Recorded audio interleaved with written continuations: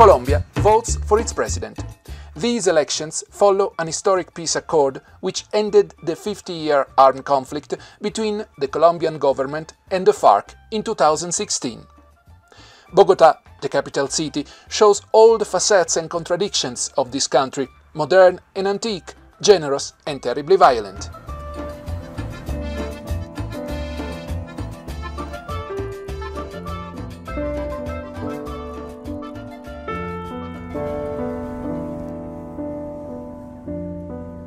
We are in the so-called Bronx. Yes, like the area in New York, it was a real hell on earth, and it was raided by Colombian army just 2 years ago. Thousands of Colombians lived in extreme poverty just some hundreds meters away from Presidential Palace. When the army took this place, they found sex slaves, a well-oiled weapons market, and a regular gathering of people for the purchase of every kind of drugs.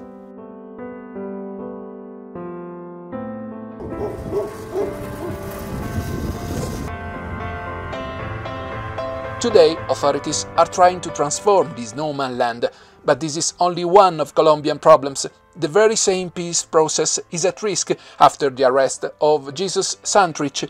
He is accused of drug trafficking. He would have conspired with foreign cartels after the signature of peace agreement in Cuba.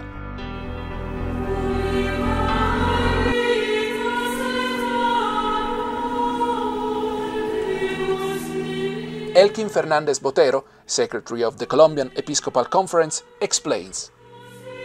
El país prácticamente se colocó en dos bandos, a favor y en contra del proceso de paz, advirtiendo que muchos utilizaron esto como causa para mirar los acuerdos como el todo del proyecto de paz, cosa que no es cierta. El país, mediante muchas estrategias políticas, se colocó en los que sí quieren la paz y en los que no quieren la paz.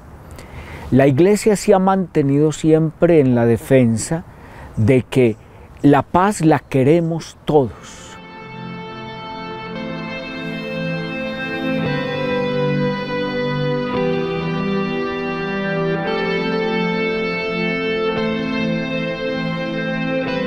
Pope Bergoglio and the Church have often been accused of being too shy in condemning this state of things, and also Maduro's government. Are these accusations right? Botero says. Vemos resurgir nuevas formas de violencia, especialmente por el accionar de bandas criminales y de grupos en los barrios, en los campos o de disidencia de las guerrillas.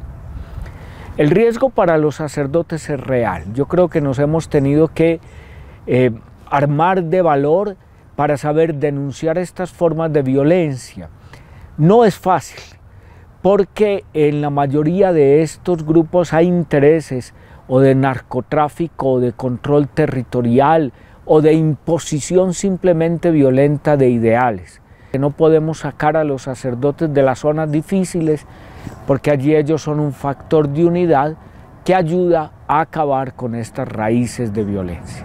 Nosotros tenemos muy consciente que la misión de la Iglesia es pastoral, no es de manejo político de las situaciones. Esto a veces le cuesta entender a las personas. Los criterios de acción de la Iglesia Católica son los del Evangelio, no son los de las componendas políticas.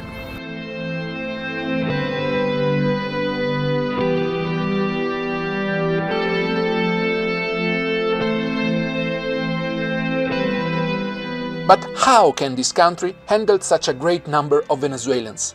And what kind of status do they have if Caracas refuses to acknowledge the humanitarian crisis? We decided to meet Yukiko Iriyama of the UNHCR.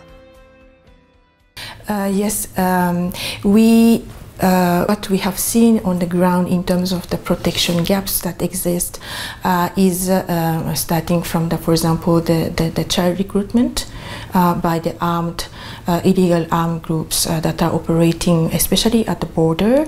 Also, given that Colombia and Venezuela has over 2,200 kilometers of the border, and that there are only 7 official entry points.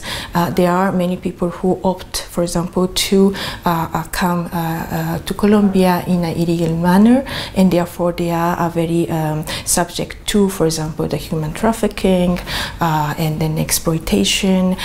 We have also seen a problem of the sexual and gender-based violence towards women and girls in principle, but also for men and boys. Additionally, there are issues of xenophobia and also labor exploitation. There are also a lack of access to healthcare or education.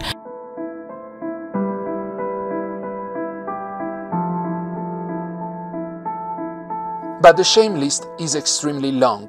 If FARC are not the biggest problem anymore, many new cartels and syndicates surged. Criminals use also submarines to transport their cocaine, and Venezuelan authorities, according to American DEA, are more than happy to close both eyes in exchange of some bribes.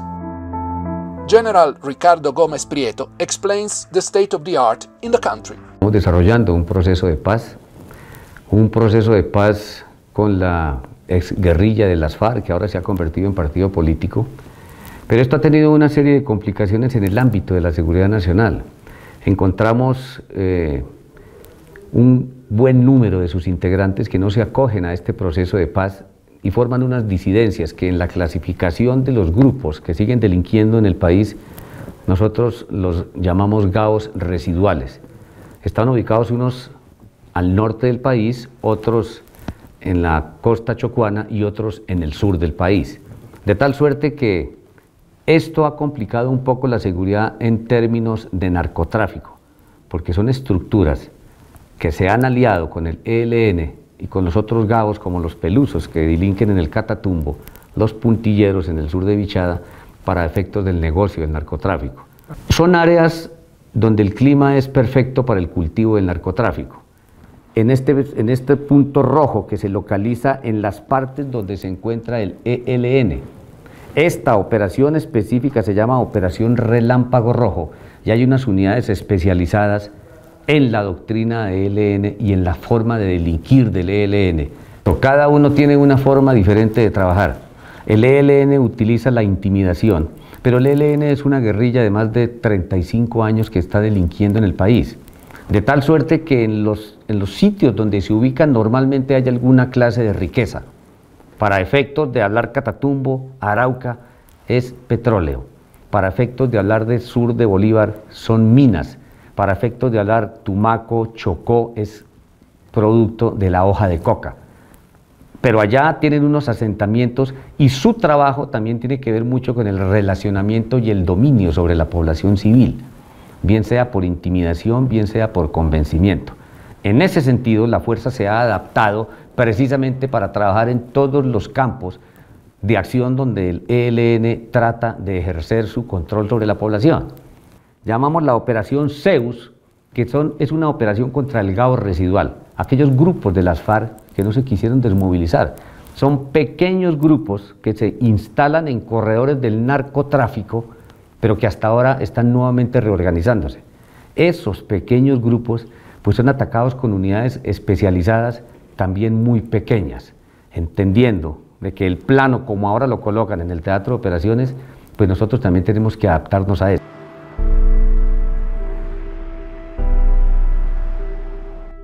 War on trafficking, war against civil population, and war against women, Colombia is one of the countries in the world with the highest rates of acid attacks against women.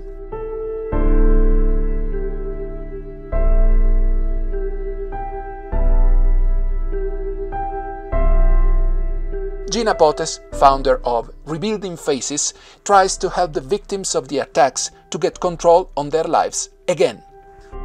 Hace 22 años, ya ahorita en octubre van a ser 22 años, soy la primera víctima registrada en este país. Llegaron a la puerta de mi casa, golpean y lejos de imaginarme salgo con mi hijo y con mi hermana y nos tiran un químico que nos causa quemaduras fuertes, donde gracias a Dios, digo yo, la gran parte me la llevé yo y no ellos, y fueron quemaduras de tercer grado profundo. Gina Potes was attacked over 2 decades ago. Why did she start this organization only many years later? En el 2012, tras una agresión a una chica que pasaron por una nota de televisión, a mí me dejó muy impactada de ver que por primera vez cogen a una persona en flagrancia o lo cogen ahí en el acto y lo sueltan porque medicina legal no había dado una incapacidad superior a 30 días.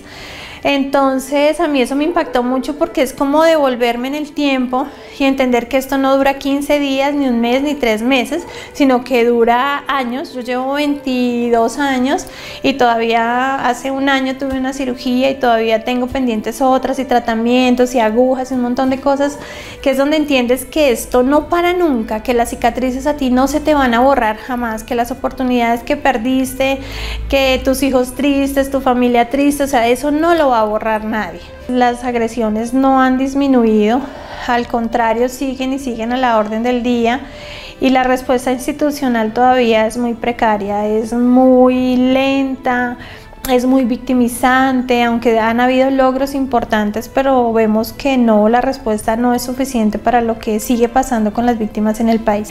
Pues generalmente suelo ser yo la primera que tiene el contacto con ellas. Digo con ellas porque sobre todo son ellas las que llegan a la Fundación Reconstruyendo Rostros. Y lo primero pues es un abrazo, es mirarnos a los ojos. Obviamente entiendo cuál es su drama, cuál es su tragedia, cuál es su dolor, cuáles son sus necesidades. Pienso que sobre todo es eso, buscando una mano amiga, primero que las entienda, que las escuche sin morbo, y segundo que realmente las ayude, ¿sí? Las apoye y las entienda.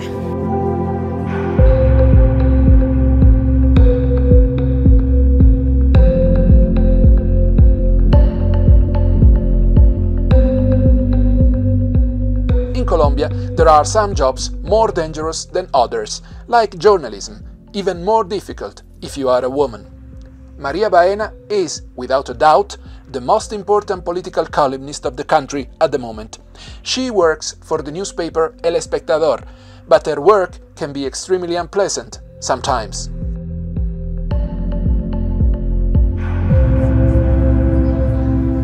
A veces a mí como que yo me pellizco y digo, bueno, ¿en qué momento ese insulto de las redes sociales pasa a ser una agresión física? Nosotros no sabemos reconocer eso realmente. Entonces ahí es donde está el miedo y el temor. Nos duelen las cosas que suceden en este país y como nos duelen, pues así las tenemos que decir. Entonces nosotros un poco enterramos esa neutralidad del periodismo, que es que no siente, que es objetivo, que mira todo como un narrador omnisciente. Pues no, nosotros estamos metidos en esto y a nosotros nos duele lo que pasa en este país. ¡Elecciones el domingo!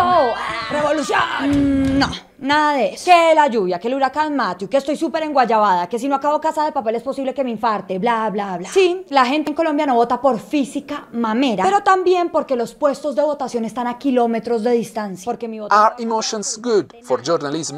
María Baena explains. Ahora, la emoción en sí misma para comunicar de pronto no serviría para muchas cosas, pero si esa emoción le metes investigación y le metes el mismo rigor periodístico que has usado durante años, pues puede que haya una combinación interesante. Entonces eso es lo que nosotros hacemos, dotar de emocionalidad el periodismo, porque y sobre todo un sentimiento particular que es la rabia. O sea, nosotros hablamos con rabia en nuestras columnas y acá la rabia estaba un poquito mandada a recoger, como que sobraba, como que la gente era muy diplomática, muy respetuosa por el mismo conflicto armado, ¿sí? Entonces nosotros dijimos, bueno, ¿para qué se usa la rabia en este país? Para hacer la guerra. Pero ¿qué tal que si nosotros la hacemos para comunicarnos y dotamos esa rabia de argumentos? O sea, no es rabiar por rabiar o emberracarnos por emberracarnos, sino realmente para comunicarnos. Sino que queríamos hacer periodismo desde las tripas. O sea, con nuestras vísceras. Yo siento que nosotros nos movemos un poco entre la valentía y la ingenuidad, ¿no? O sea, como que a veces a nosotros nos dicen, uy, pero qué peligro lo que están haciendo en este país, además, que matan gente por hacer eso. Pues no sé, no he sentido nunca me he sentido en peligro, nunca me he sentido amenazada, nunca siento que salgo a la calle y me siento observada o que me va a pasar algo, no. Yo todo el tiempo estoy recibiendo críticas, insultos, comentarios, memes, montajes de mis fotos, fake news que hacen sobre nosotros, sobre la puya y sobre mí, sobre mi vida personal. Eso es harto, eso a veces uno dice, ay, ya no quiero más esto. Pero lo que yo hago es como tener muy claro esto para qué sirve. Nosotros para qué estamos haciendo la puya, para quién estamos haciéndola. Entonces, al final, los comentarios y los insultos que son muy demandantes, que son abrumadores, pues pasan a un segundo plano. Porque nosotros estamos concentrados en hacer un buen producto y una buena videocolumna de opinión para la gente. O sea, ese es nuestro propósito. Si nosotros olvidamos ese propósito, pues ahí sí nos vamos por los comentarios, ahí sí empezamos a hacer más de la farándula, ahí sí, y a nosotros no nos importa eso. Nosotros somos periodistas que hablamos de la forma en la que hablamos y que generamos debates en una sociedad y en una población que no los tenía.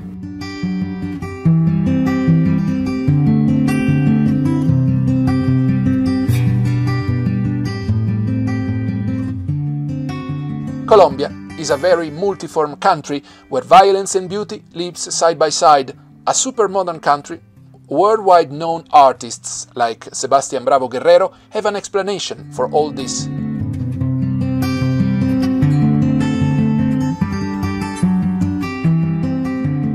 Cuando tú tienes muy pocas oportunidades, tienes que aprovecharlas.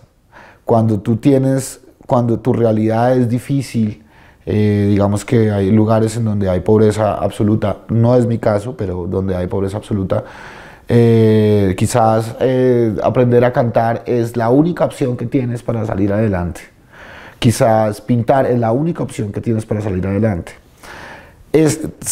Cuando el arte y la expresión se vuelve una cosa vital, importantísima para tener algún punto, un objetivo, una meta, el arte se vuelve un medio, pues, importantísimo.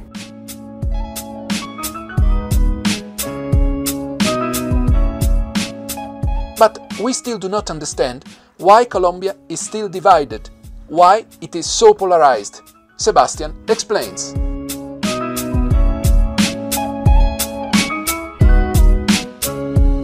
La gente tiene miedo. La gente tiene miedo al cambio y hay dos factores en particular, el miedo y la falta de educación. Es muy difícil para una persona que no tiene ningún recurso de educación alguno defenderse con la publicidad política y el acoso tan severo que se le hace políticamente. Es complicado encontrar una persona que pueda decir abiertamente en la calle que yo soy de izquierda o me parece que ustedes están teniendo una actitud política de ultraderecha, porque es muy posible que todo el resto de gente, así no sea cierto o sea cierto, inmediatamente le van a tener como una especie de bloqueo y lo van a mirar mal o le va a pasar algo así. ¿Por qué? Porque hay miedo y hay desinformación. Colombia will rest divided even after the election of the new president.